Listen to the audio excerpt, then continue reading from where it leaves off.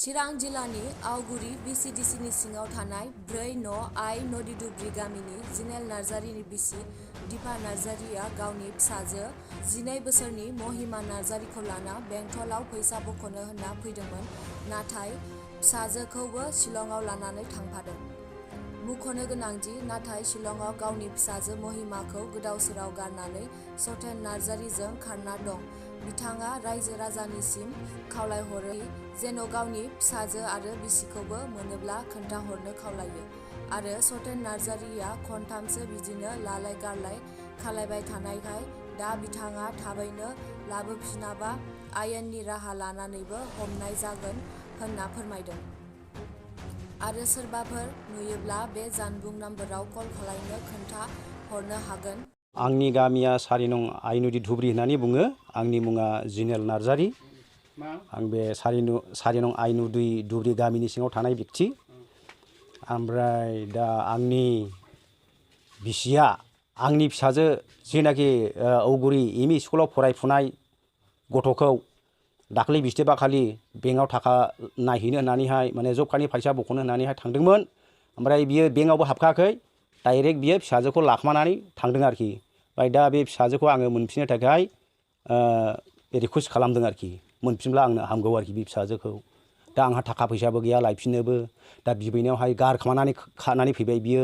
ओमफ्राय दा खाबोनानै बियो गावनि गोसो थोनाय हौवाजोंनो बियो दा बे हौवाजोंनो लोगो लाफैफिनदों। दा बेखौहाय आङो मोनफिनोब्ला माने नाजावनानै लाफिननो जाहाथे बियो फैफिनो, बेनो आंनि खावलायनाय आरोखि। आङो रायजो राजाफोरखौ खावलायो आखाइ खबजबनानैहाय जाहाथे बे आंनि हिन्जावखौ सोरबाफोर लामा सामाफोराव नुबायोब्ला आंनि जानबुं नाम्बारावहाय कल खालामनो थाखायहाय दाबाव बयनिसिमबो रिकुवेस्ट खालामनाय थाबाय। जाहाथे हौवाखौबो जेरावनो नुयो बेयावनो हमनांगौ, बिसोर सानैखौबो हमनांगौ। हमनानैहाय मा खालामनांगौ बेखौ रायजो राजानि आखायावनो आं गथायफिनगोन आरोखि। बिसोरखौहाय एसे जाफिनो आङो, आरामसे जाफिनो, जेबो टेनसन गैया। आं मोननो थाखायसो दिनैहाय हामलायगासिनो दंखायो नालाय। आं मोनफिननांगौल', जाहाथे सुख सान्ति जालांफिननो हायो। गथ'आ खय बोसोरनि? गथ'आ 12 बोसोराव हाबबाय। फिसाजोनि नामा महिमा नार्जारि, आंनि बिसिनि नामा दिपा नार्जारि। ओमफ्राय जाय हौवाजों दंहैयो बियो सतेन नार्जारि, बे सुम्लिगुरि गामिनिनो आरोखि बिसोरो। दावराव दावसिथ' जेबो दावराव दावसि गैया। आंखौ थगायनानैसो थांदों बियो। आं जेबो दावराव दावसि खालामाखै। रायजो राजाफ्रा बयबो साखि होनो हागोन। आं बेखौ बुवाखैबो सोआखैबो। दिनैसिमबो आङो अननानैसो दङ आरोखि। आंखौहाय अननायनि थाखाय रायजो राजाफ्रा आंसो गाज्रि नुजाबावबाय। हिन्जावखौ नोङो बांद्राय अननो एसेबो सिखायनो हायाखिसै होननानै आंखौहाय रायजो राजाफ्रा गोबाङै बेबायदिनो थुस' होबाय। अब्लाबो आं दिनैहाय खदै मलंनानै दङ। आङो बिनि मोदोमाव मालाबाबो आखाइ होफेराखै आरोखि, बुफेरनायबो जायाखै। रायजो राजा लिडारफ्राबो दाखालि बुजायफैदों, जा जाबाय जाबाय, मिलायनानै जादो, बुख्रु सुख्रु दाखालामसै, मिलायनानै जादो होननायखाय आङो जेबो माबा खालामाखिसै। बिनि सायावहाय आङो मिलायनानैसो थाखादों। आं बुवाखैबो जेबो आरो रायाखैबो। आं बेखौ हाजासे आङो बुजायदोंसो, नों मोजां जाफिनदो, सिगांनि बायदि नोङो रायजो राजा आइ आफाफोरजों मिलायनानै जाफिनदो होननानै आङो बार बार बुजायदों।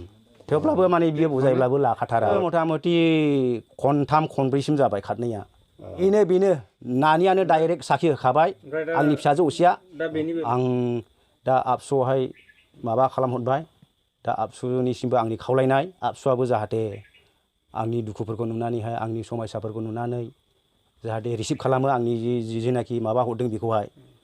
आंनि खावलायनाय आरोखि बे आबसुनिसिम।